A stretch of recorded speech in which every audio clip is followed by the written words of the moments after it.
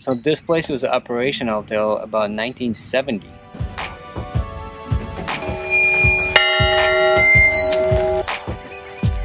They keep in 4 men at a time, or as many women and children as they can fit.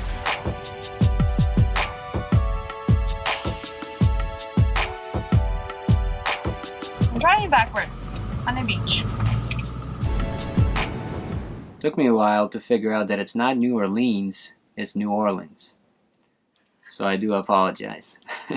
Today we're going to go to a Whitney Plantation, which focuses on life of a slave, but I also wanted to give you a quick update on a ticket that I had back in Fort Myers. I said I'm going to keep you posted on it, and I don't think I ever did. I got a ticket parking at the yellow curb, even though it looked like a parking spot. You can check in our video. We're going to put a link up there. So basically this was a $50 ticket or $52 ticket. I tried to appeal. They denied it. So I called them and I said, hey, have you looked at pictures? I have more pictures. And the lady said, yes, I did look at pictures this morning. It's denied. Basically, there was the same lady that was looking at tickets and denying them and appealing them and doing all of that. So I said, who's your supervisor? And she said, well, they're on vacation for another two weeks. So I said, who's the next guy I can talk to? And there was basically none. So what I ended up doing, I ended up calling the city manager's office. I talked to some lady and finally got a phone call from city manager. And we talked about this and they got back to me and they denied it. Which I still didn't agree because there's just a yellow curb that's presumed law. You're not supposed to park there, but there is no sign.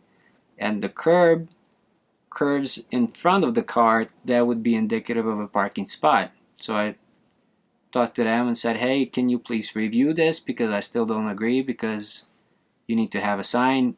It cannot be a presumed law. If there is a law, it needs to have a sign. So anyway, long story short, after all of that, they dismissed my ticket, just said that basically, I hope this was a lesson to you.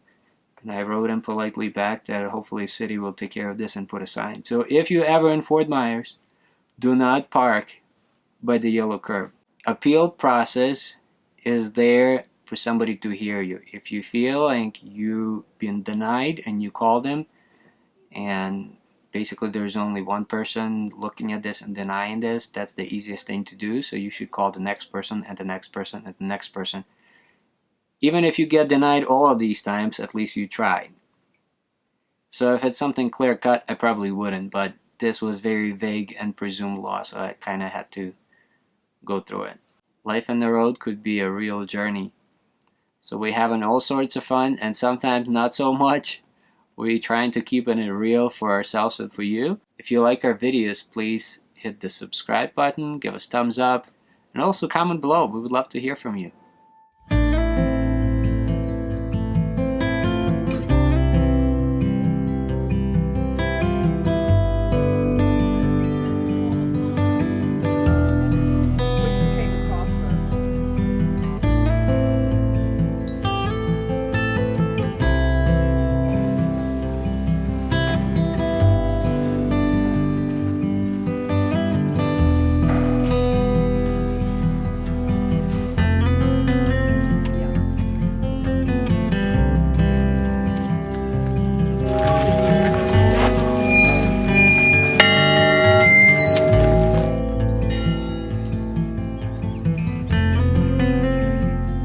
St. John the Baptist Parish. From the syrup to the batterie, that's where the sugar master would call strike, seeing granulate.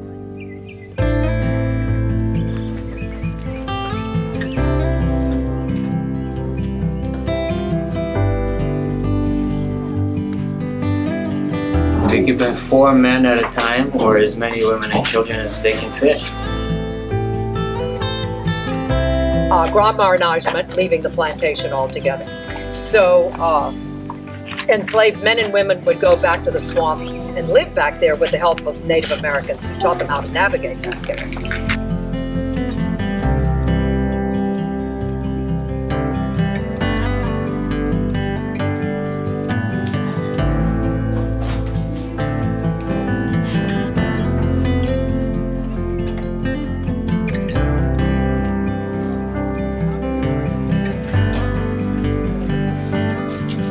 got a wine room here, people ice room here, ingredients went out, came back. So take a look around.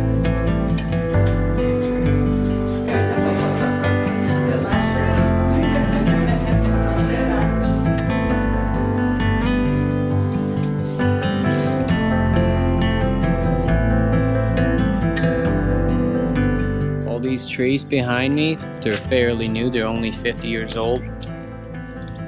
That little tower over there is another one like that on the other side. That's a pigeon house, which would be marked or show off of your wealth, because pigeon was great delicacy. And there is a river right behind us, so anybody who's passing on the river, they would see how wealthy this place is. Pretty interesting.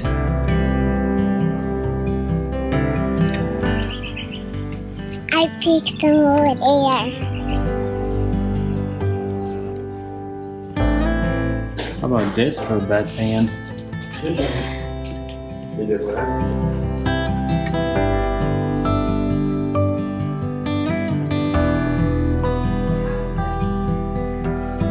We just had a tour of the Whitney Plantation.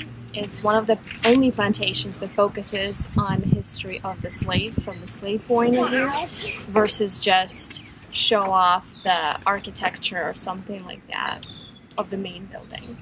This was very educational for our children and ourselves especially.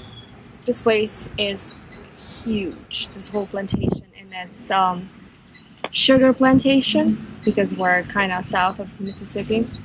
So this place was operational till about 1970, and a lot of people that still work here, they never really got any money. They would just get a token or a coupon in the 20th century now, and in exchange for something else. So yeah, it's really crazy.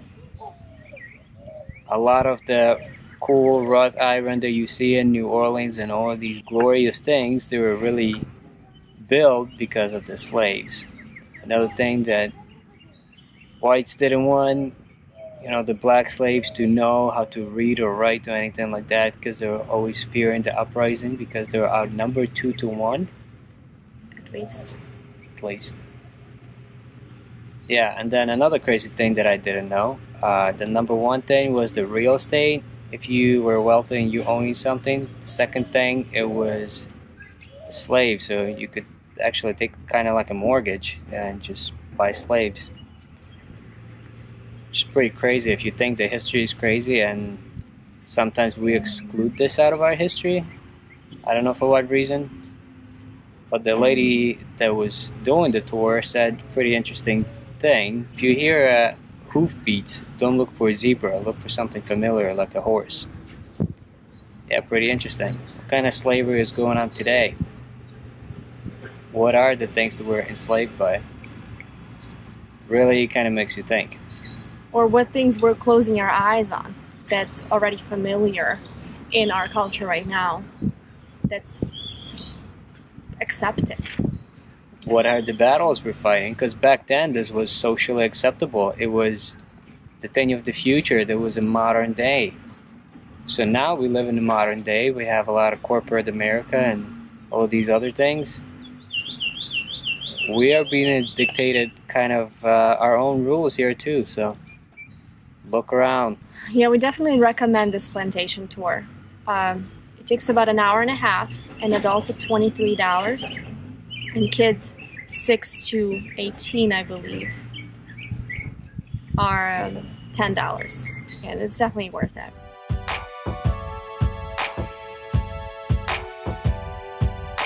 I'm driving backwards on a beach. It's a very interesting experience.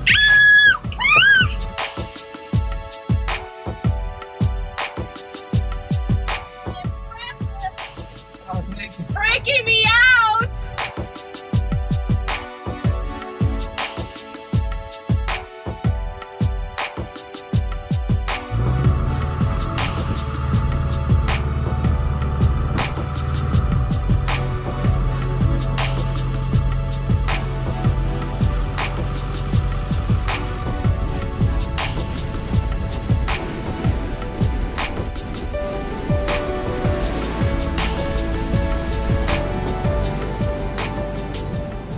we're just leaving our sweet boondocking spot at Rutherford Beach. It's about 200 miles west of New Orleans. This is a really sweet spot. We were coming in, it didn't look like there was a beach because there was just a bunch of fields and some swamps, and all of a sudden there it is.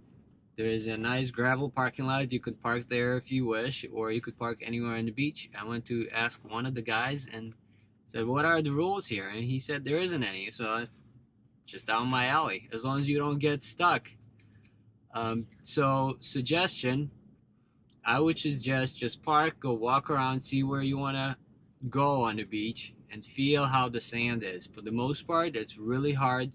You can drive on it without 4x4 or even airing down your tires, but there are some spots that are a little softer. So I walked around, we have a big trailer, there wasn't much room to turn around, so what I ended up doing, I just backed up to where I wanted to be, and it was pretty awesome, except the wind picked up. So right now it's about 17 miles an hour wind, and it feels crazy, but during the hurricane it gets about 10 times worse than this, so I can't even imagine. Apparently there used to be houses on this beach and it got washed away a few times during the hurricane, so now they just kind of gave up on it. Yeah, I woke up at 6 in the morning and I looked out of the window and the ocean was right there. And it looked scarier in the dark than it actually was. I woke him up like, the ocean's right here, let's get out of here. So yeah, it got a little adventurous. So I think it's not very pleasurable to be sitting in this type of wind, so we're just gonna keep going. Yeah, and the high tide is not due until 9:45 or 9:30, so that's about 2 hours away. The water was already coming up a few feet from our wheels where we were staying.